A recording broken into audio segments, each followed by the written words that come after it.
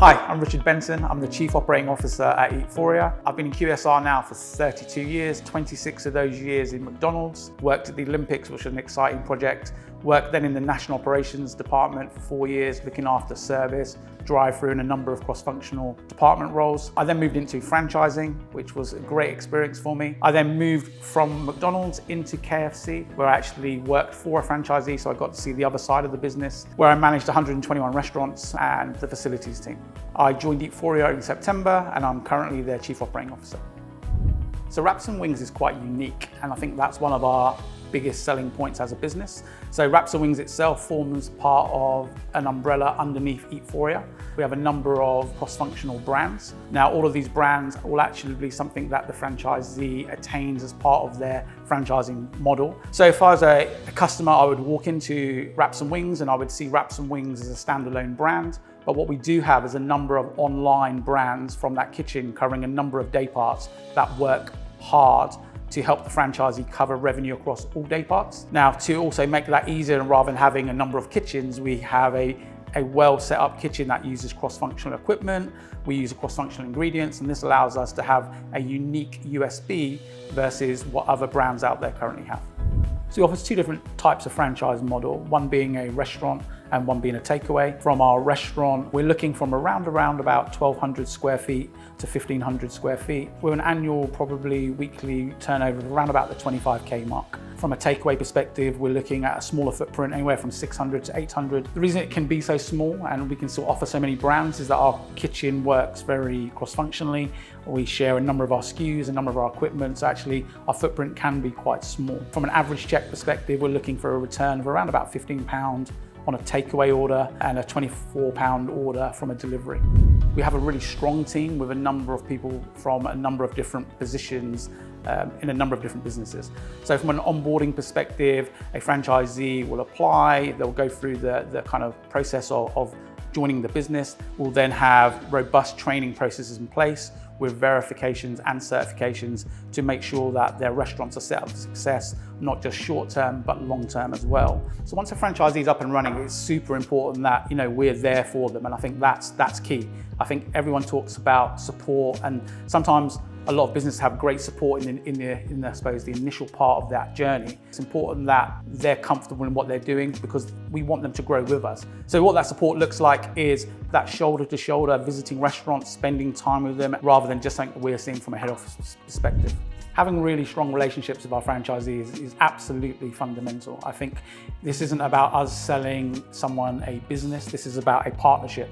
And that partnership has to work both ways. Us working with them shoulder to shoulder, us touching in, how's it going, regular touch points throughout, but more of a just how's it going. So this is drop-ins, this is auditing, this is come and see us in the office, this is testing in their stores, this is making them feel part of the company.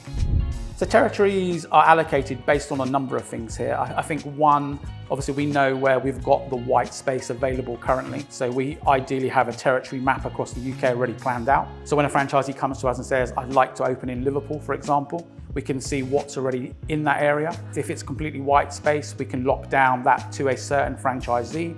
We have a certain radius that protects that franchisee as well. Or we might offer a franchisee a territory. So for example, if someone came to us in Liverpool, we may offer that as a market for them. So there's a number of ways to look at how we divide territories. What we also have and what we also use is a great system called GeoBlink. So we use a lot of data to make us help find good locations and sites for our franchisees. So what that allows us to do is have a real clear understanding of properties, location, and making sure that from a franchise perspective, they get the right property the first time. So we ensure consistency across all of our locations by having a very strong operational team, but a very strong head office team as well to support. So I think it's not always about operational support, as in showing people how things work or how to train or develop their team, but sometimes it's about marketing support. It might even be financial guidance. It may also be about construction and design. From a day-to-day operational perspective, this is about being feet on the ground. This is about shoulder to shoulder, coaching, training, development. Sometimes we learn as much about our business from our franchisees as they learn from us. So it's very important that we actually take the time to be out in the field with them, understanding what their needs are, how that best works for us, and how do we listen to them. And I think that's super important, that we take the time as a business to listen to our franchisees. Yes, we're a very strong head office team, but there's nothing stronger than a combined franchisee and head office team.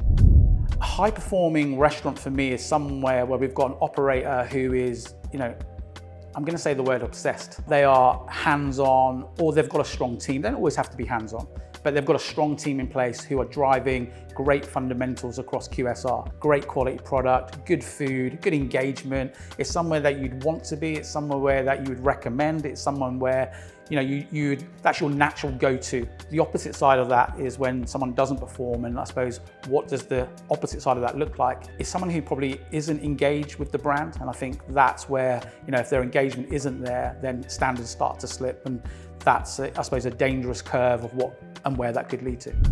So we use data in a number of ways, and we've been collecting data now since 2014. So we're very rich in our data. What we do have is a number of different data pools that we can use in our business, reporting on a weekly basis. We also do quarterly business reviews where we'll bring our franchise in, we'll go through their KPIs, we'll go through their spreadsheets, we'll go through how they're performing as a whole. We can tell them what opportunities they have as a business and where they can move on and strengthen as a whole. I think it's really important to stay on trend, but to listen to, I suppose, to what's happening not just in our market, but what's happening in other markets, also maybe around Europe as well. Trends are really important to stay ahead of. It's important that we are not only adaptable, but we can pivot as needed. We have a really strong team who bring a lot of different skill sets to our organization, and as such, that gives us the flexibility to be able to move at pace when needed to kind of make sure we are ahead of the game in all aspects.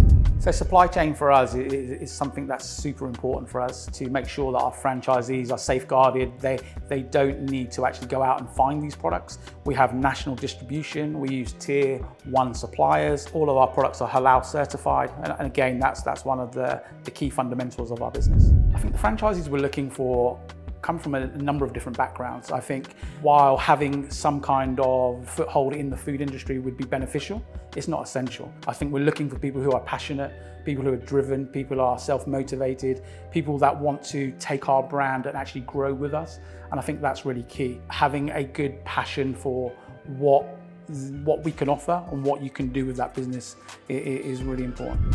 So our rebranding is going to be massive. It's going to be exciting, it's going to be new, it's going to be bold. For our existing franchisees, it's about the journey. They've currently been part of that journey and they've been successful so far. It's about them now coming on to be part of the next phase of wraps and wings rollout. For some new franchisees coming on board, it's important that we don't shy away from where we've come, and I think that's really important. We've got a strong story, we're a family business, but the next stage of franchising and the rebranding now, and as our new franchisees come on board, it's important that, I suppose, we have the right sequence in pace. The rebranding itself is very key to our business and how we grow as a business.